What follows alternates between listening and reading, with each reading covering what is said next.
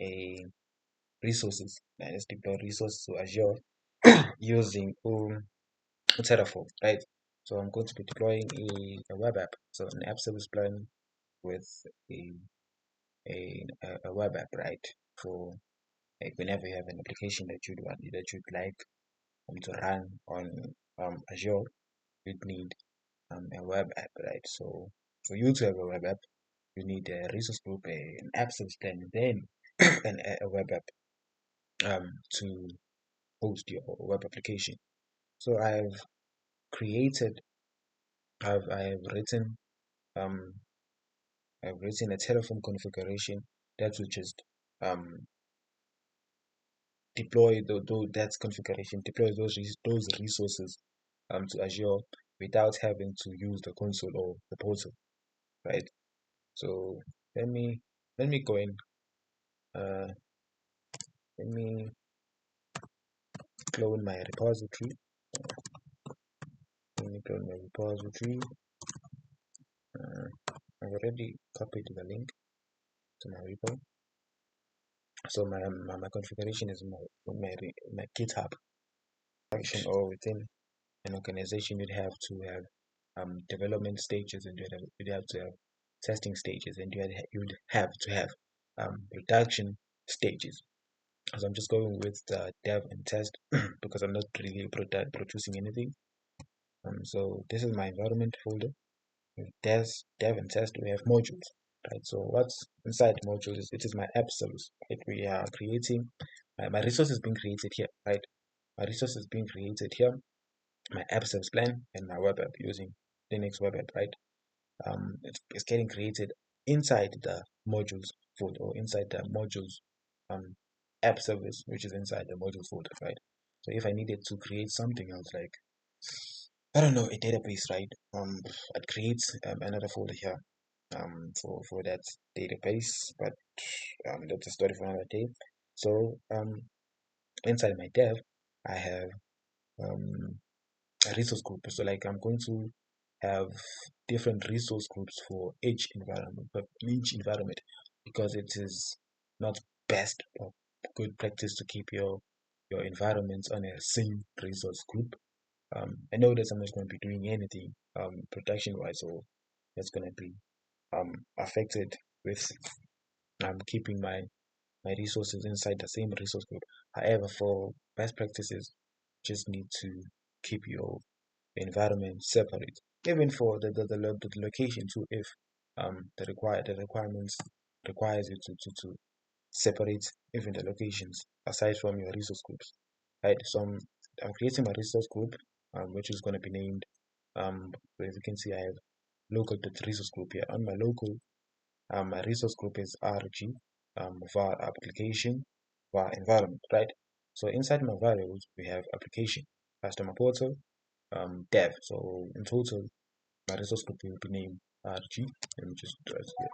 RG customer portal. Let me move this. Yeah, like this. This is how my uh, yeah, whatever. As you saw that.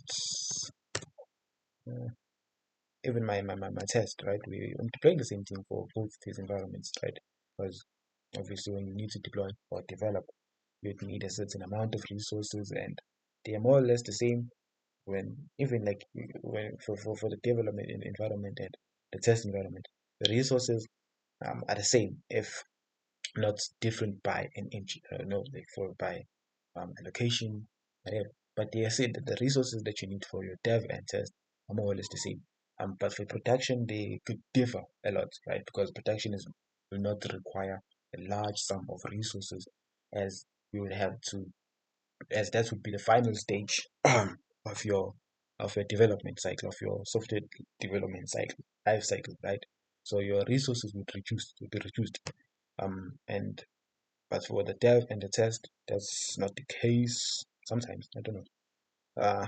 Yeah. So the same thing. That's just the name. The naming conventions is just different. Like my resource group here would have a RG, and but my locals have, or my variables I have customer portal and have test. On the dev, it's going to be dev.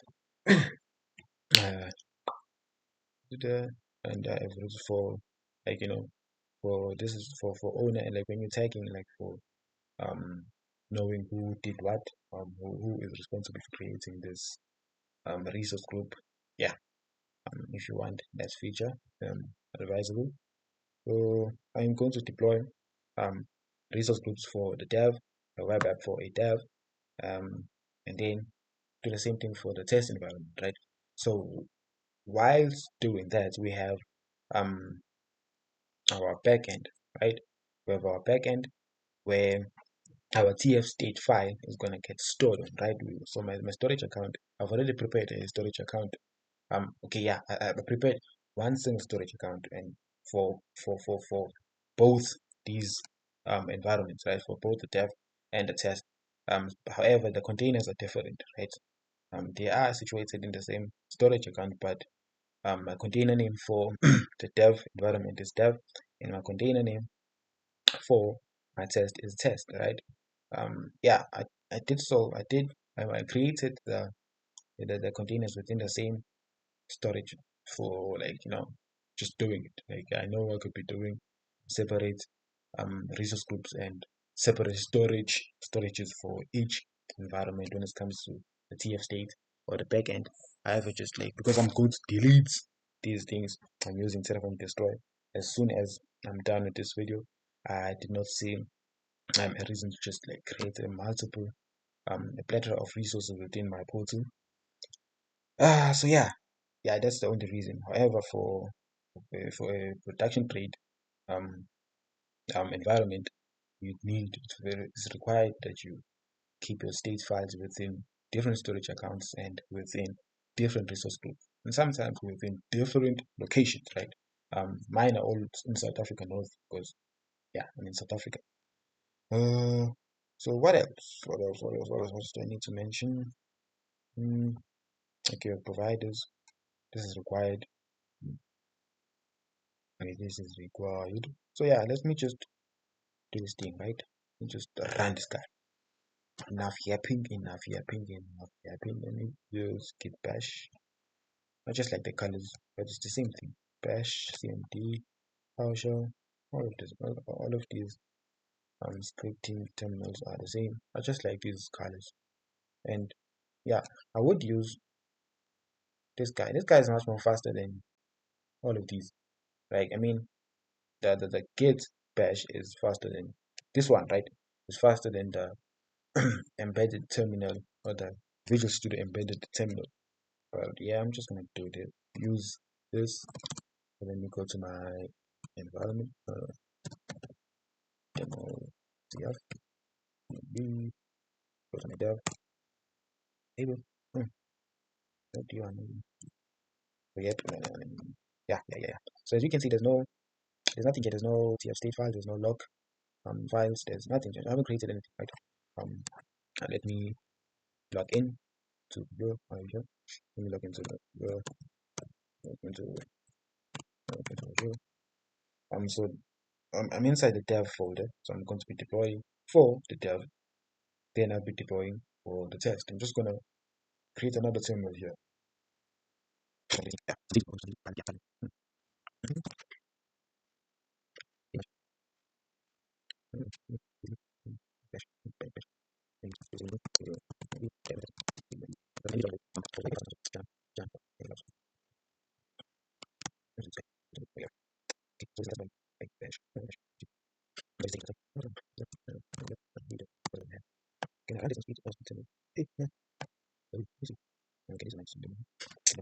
This is nice. Let me. You can see this is my test. This is my login. So here, let me just put this in here. I will need. Okay. All of these I will need. When I have to hide these things, because when I have to hide some of the things that I'll show you when I because this is my subscription. This is my maternity ID. I cannot publicly disclose all of those. Okay, now let me insert these. Send. I'm using a student account, so there are some things that I cannot just do. There's something that I just can't do.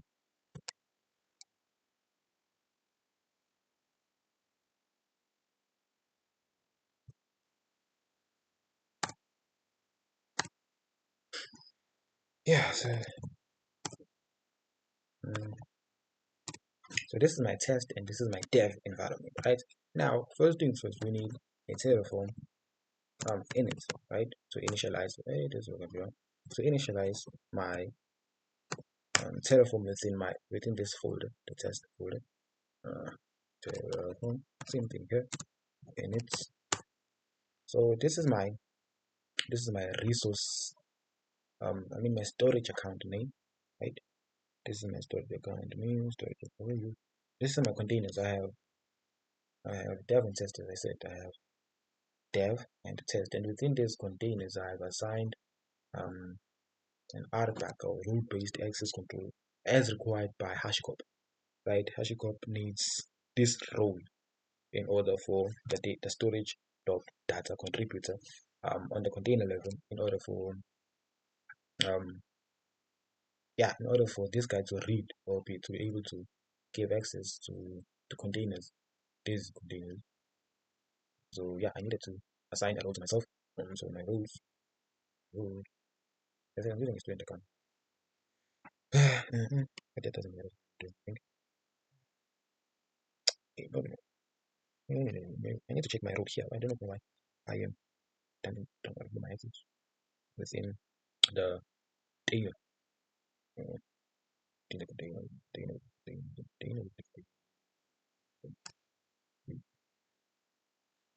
I'm just gonna quit this because I can get that. However, if there was no, if I did not assign this role on my container, ibingeke ize ivume expand.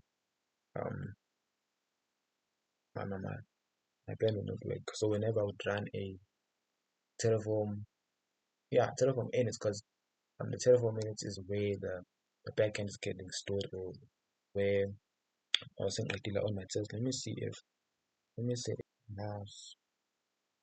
Okay, now both have. Now the next step here is Terraform. This Terraform validates, right? Terraform validates, and we need Terraform validates also on this guy. Let me go and check containers ukuthi kwenzakalani kubona.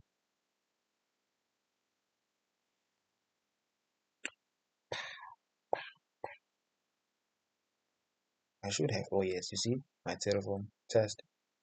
So yeah, at 9:38, 53 seconds. So hey, wait, what? Oh, okay. Oh, I get it. I ran my configurations prior.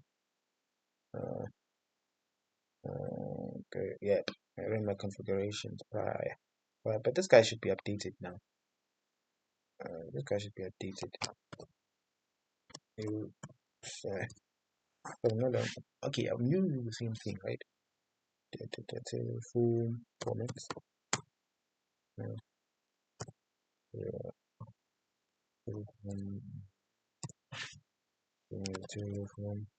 Now we have to plan our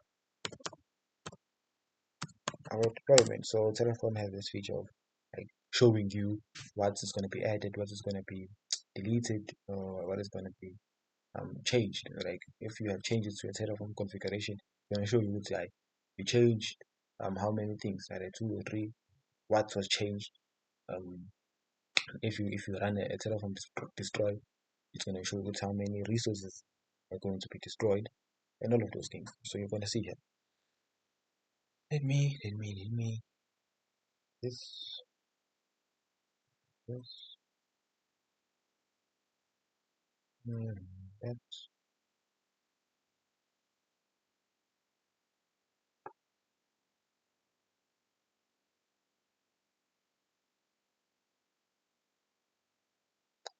going up. Maybe by efficiency. Oh yes, you see, that was modified at 1025. Yeah, just about now because I'm running my Terraform plan. Yeah, okay, so now load it. This guy gets uploaded here when I run Terraform plan. I always do automatic. It gets applied when I'm running my Terraform initialize. Very info. Please be fast. Please be fast. Fast. Same thing with the same thing happened with the dev state file. Production to Terraform.test. So this is the name. Show you. This is the name. You see, I'm gonna get back to the name, and let me just show you. This down on the right, no, that's on the backend. You see now we have certain folders or certain files created within our test or in dev, which is Terraform log. As I said, we have our where's my state files? Is it down here? Oh yes, this is my state file. We have our state file. This guy is what gets stored inside my what. So you see, this is the name of the state file, and the way I had specified or not specified, I had mentioned it here. Yeah, signed it here. So it's prod.terraform.test even for the even for the dev. As you saw, there's a dev instead of test. So this is what gets reflected onto my portal. So yeah, enough yapping. Let's get back to work. As you can see now, we have these are the things that are gonna get created within my portal. Same goes for here. 3 to add, 0 to change, 0 to destroy. You see, we have my resource group will be created. Idea known after apply, right? The name of the resource group will be RBAC customer portal dev, as I said, and all of these things, right, are going to be added within my portal for the different environments. So two resource groups are going to show up within. Then I have 3 resource groups because I already have a resource group for my state files, but 2 more resource groups are going to show up, right? This for the test and for the dev. Now let me Terraform apply. Let me just print and also approve because I do not want this to take any further. It's not auto apply, it's auto approve. Terraform apply auto approve. So like this command here, this command auto approve removes the need for you to click yes or to type yes, because like when you type or when you run Terraform apply only, it's gonna ask for approval, right? Or it's gonna ask for approval whether you want to make these changes to your apply these changes to your portal, and you'd have to write yes. And if you write something else, it will automatically deny or not run or not deploy your resources, right? So this auto approves helps even when you create your pipeline, right? When you create your pipeline, there's a when you run your Terraform pipeline, you have to do all these steps. Your Terraform install firstly, your Terraform initialization, your Terraform validates format. Okay, format is debatable, but for best practice, you have to use it. Have debatable too. You have to run your Terraform plan, then the Terraform apply. There would be a command, extra command or something like that within your when you're using a YAML, especially when you use Azure DevOps code, like it's mostly user interface. When you use YAML file or YAML scripting, you'd have a section that's asked extra commands. You have to write this guide down, right? Or to approve. Otherwise, your pipeline will fail because there's no manual intervention when it comes to pipelines. It will not give a pop-up notification like, "Hey, do you really want to?" Nah. It will just fail. So yes, we have added our. Oh, not yet. This is just showing my plan. Still showing my plan. It hasn't done anything. Yabo. Now, njengoba sekukanje, esizovela ukuthi, do you want to apply? Yeah, I'd have to write yes. So like now this skips that. We'll just go to application or ngisele umlungu wakwethu ngixole ngabe kazi ngikhuluma isilungu ngaka kazi ngizike izilungu lekhona like this too much inkinga easy like mina unenkinga easy like mina bambane ngisibhakele ngiyadlala hallelujah.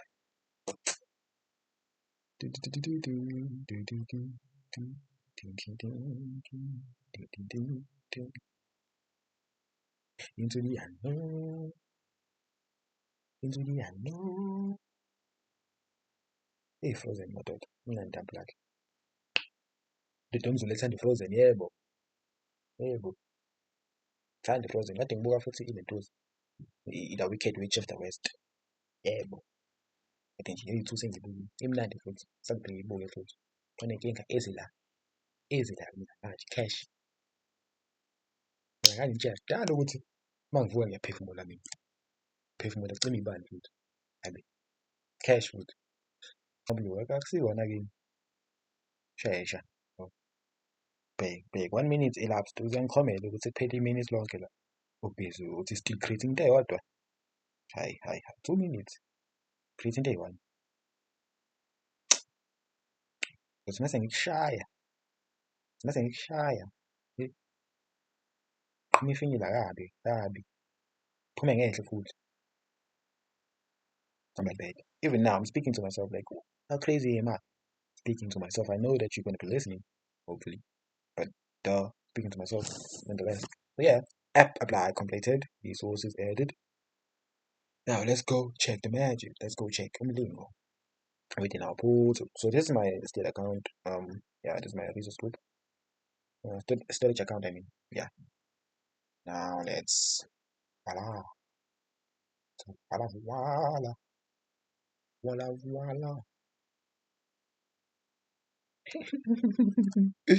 Show button nje.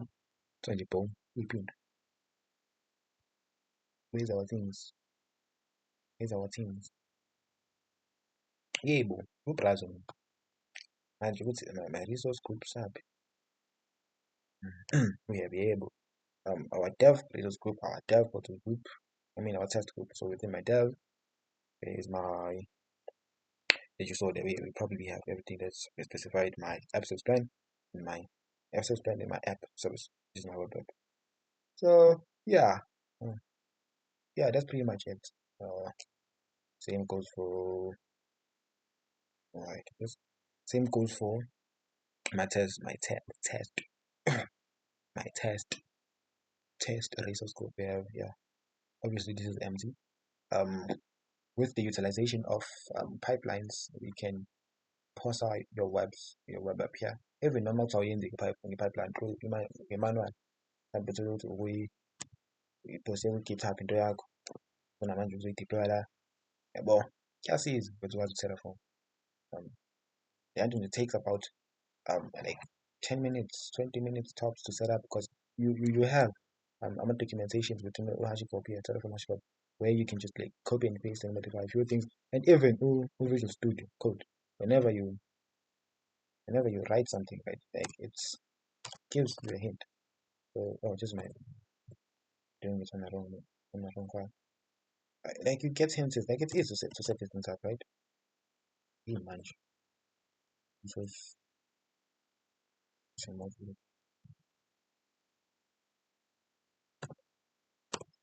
see, from just like tag, voila, you just modify a few things. Easy peasy. Yeah. So now, as I've done that, let me just go and destroy everything. Terraform destroy. This is just deleting everything. Yeah, but it's easy for to delete isn't it? When you're using Terraform. Imagine doing it manually.